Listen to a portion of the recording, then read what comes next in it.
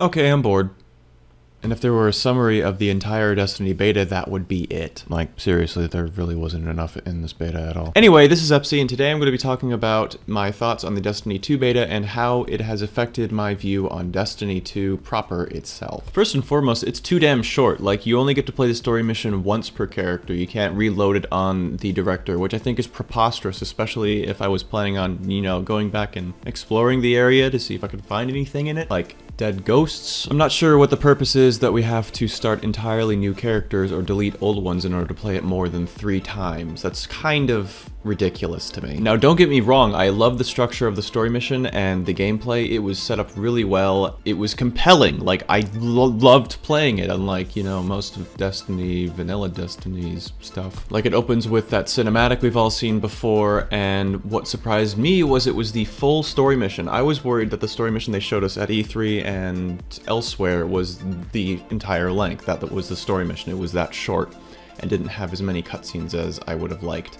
But they showed us up with this story mission. It was like twice as long as they'd shown before, and that's really promising for the rest of the game if all the story missions have that much depth to them. Well, I say depth, but I really mean like length and thought process put into them. It had 3 cinematics, and it was much longer than expected, which is very nice to see. As far as depth, like hidden stuff, there wasn't. I didn't see it at face value, and I've played it through twice, so maybe I should just go back and look a little bit harder, but I just want them to hammer home that lore. I want them to just throw in little tidbits of stuff, just like, what does this mean, and have us speculate over it. That would be cool for me. Now, what was powerful about the story mission was how they presented Ghaul, which was very on point. You know his motivations, you know why he's attacking you, you get his sense of character, and that's great. It was very well executed and compelling. It gives you a reason to fight Ghaul and his Red Legion, and it also gives you stakes. He's not just some rando enemy that you've been told to go fight because the darkness.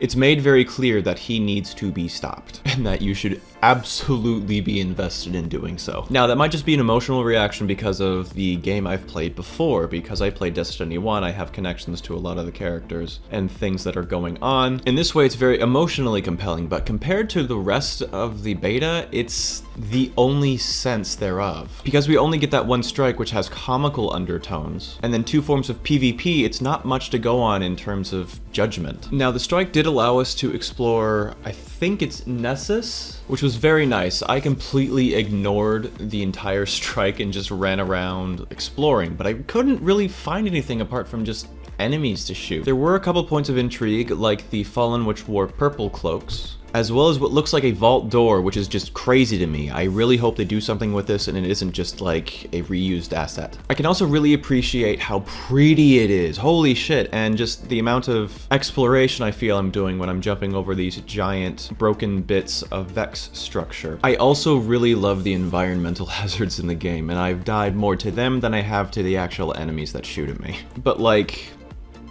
this feels eerily familiar to No Man's Sky, where we have these pretty environments where you're exploring, but nothing really going on at all. And given how devoid the area is, apart from just, you know, people that shoot at you, I'm really hoping that they're avoiding that trap, or I just missed a lot. I really want this world to feel alive and that it matters and that I'm a part of it, not just some pretty set piece with an amazing skybox. Now, on the Crucible side of things, everything feels pretty freaking awesome. I feel like I'm good at the game again, and I haven't played for like 6 months. It's no longer glints on the horizon and shotgun warriors rushing at me. It's no longer spamming of abilities where I can do nothing else but spam my abilities. It feels like skill really matters in the game now. If I were to have any complaints, it's that maybe the pacing is like a notch too slow. Everything feels a bit slower than I want it to be, especially when it comes to ability usage. I know I just talked about how ability spam is bad, but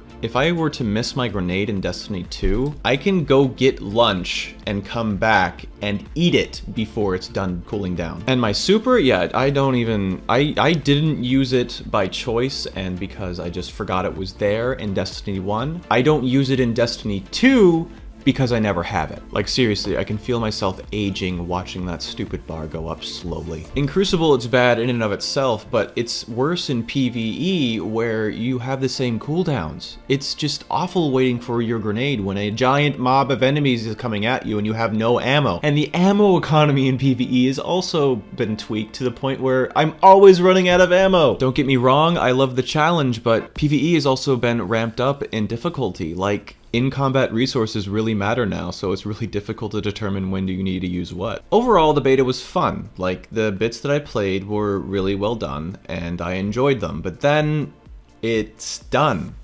There's nothing else to do. You have one story mission you can only play once per character unless you want to make a new character. You have a pretty enjoyable strike with an open area that you can explore but not much in it. And you have two forms of Crucible but only one map per type of Crucible game you're playing. It becomes boring after just a couple hours of play. Like, I'm a year 1 veteran, so I'm used to doing everything over and over again for a grind. So this is giving me an anxiety attack when they only offer that in the beta. Like, for a game that lacked content when it was first released, how can you have the next game's beta lack content? That just does not paint the game well. So yeah, after playing 2 days of the beta and getting early access to it, I'm done because there's nothing else to do. Destiny 1 gave us several story missions, which turned out to be like 1/4 of the game, but regardless. It also gave us a social space and a patrol space, and I spent several hours in that patrol space just going around, looking at the game. Not giving us that kind of content is a double-edged sword. It either means A, that there's a lot of the content that could spoil us for the rest of the game, or B, there's not a lot of content in the game. And because of the game's pedigree, people are going to assume the latter. Ultimately, I think this beta is a failure in that